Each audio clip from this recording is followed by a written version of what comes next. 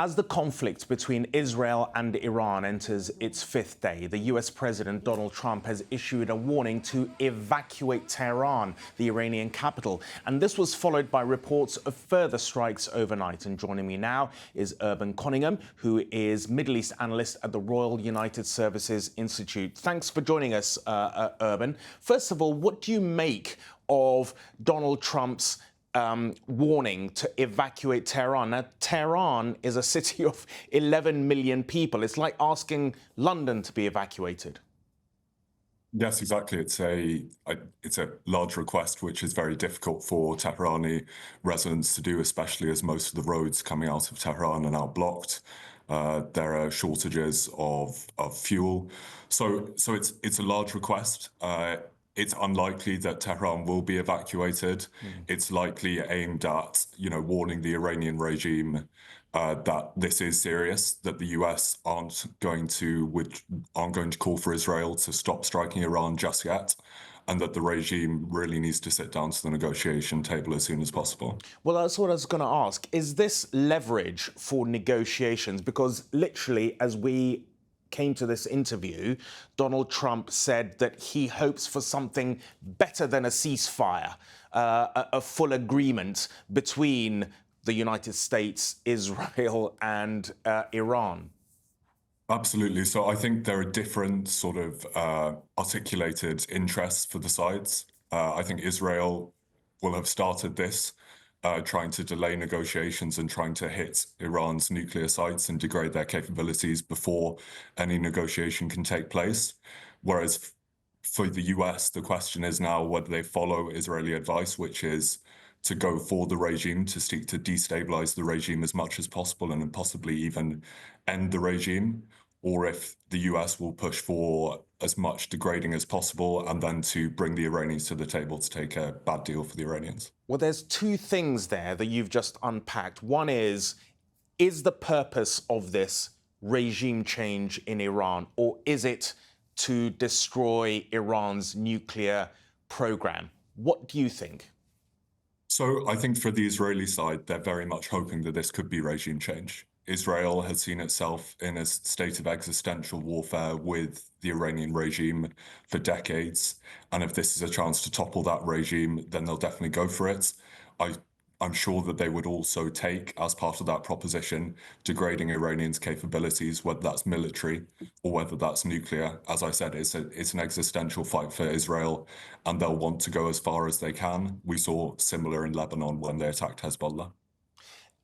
In order to do either of those, to change the regime in Iran or to degrade or destroy its nuclear program, it has to involve US military facilitation, if I could put it that way. I don't think that the conventional thinking is that Israel cannot do this on its own for practical and strategic purposes. It needs American armaments. Certainly. It requires American armaments, both in terms of buster bunkers and in terms of defending Israeli airspace when inevitable Iranian responses, as we've seen, come in. What do you think about the Prime Minister Netanyahu, Israeli Prime Minister Netanyahu, has said this began almost a year ago.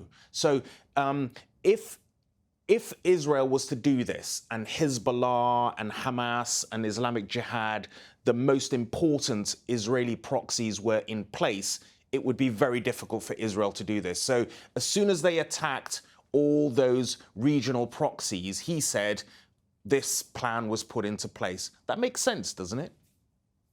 Militarily, absolutely. The flight path for Israeli missiles is now a lot easier if they want to target Iran, because the ability of Hezbollah, Assad's regime in Syria, and also many of the Shia militia groups in Iraq to intercept those drones has been, as you say, almost completely destroyed. And also Israel would not have to fight a war on, what, 6 or 7 fronts if it was to do that? Exactly, and it's not just about the fronts. A lot of the capabilities of Hezbollah and Syria would have been extremely difficult for the Israelis to defend against. We've seen that when Iran shoots drones or cruise missiles from Iranian sites, it takes hours to reach Israeli airspace. If they had been fired from southern Lebanon, Israel would have had much less time to react and more would have hit their targets within Israel. Urban, one of the most, I think, underreported aspects of this conflict between Iran and Israel is the extraordinary intelligence penetration by Israel into Iran. I mean, it seems to be an open book, certainly for Israel, into Iran. Would you agree? I agree. It's an audacious operation. It's one which the Israelis have been planning and preparing for 4 years. We know that before the attack, Israel had managed to smuggle in packages that contained explosive drones, similar to the attack that the Ukrainians made on Russia. These explosive drones were then activated and fired from within Iran at Which is military targets. extraordinary, actually, if you think about it. I Absolutely. mean, it seems a simple thing to say, but in order to actually smuggle those things in, to have the operational capability to launch them and target them, is extraordinary. Absolutely. We're talking about firstly smuggling the drones into a country which is in the grips of a authoritarian regime. We're talking about safe houses within Iran, which need to be used to then store and eventually launch the drones.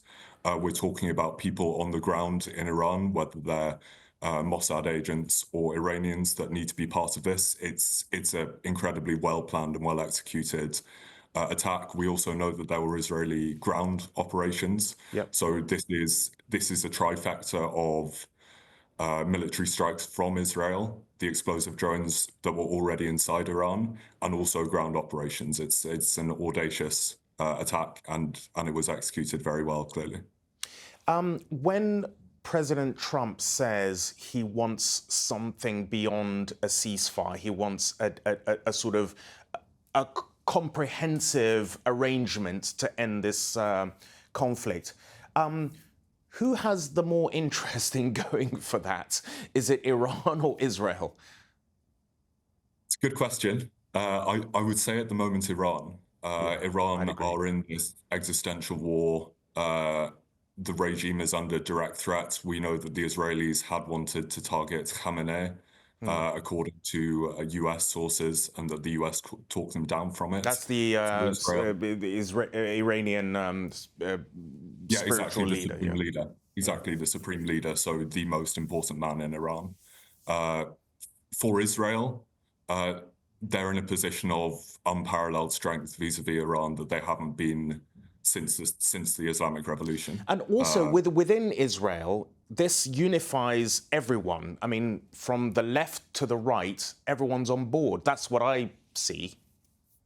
I wouldn't say everyone's on board. And when Okay. we've started seeing that there is a cost to this operation, Israeli lives are in danger and Israeli lives are being lost. But it's That will largely always, supported within Israel. That's what I'm yes, sort of saying. yes, yes, I yes, correct. rephrase that to sort of say this is broadly popular politically within Israel.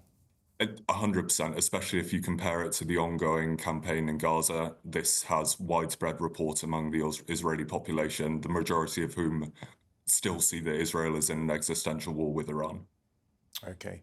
Urban Coningham from the Royal United Services Institute. Thank you for your insights. My pleasure. Great pleasure to speak to you. Cheers.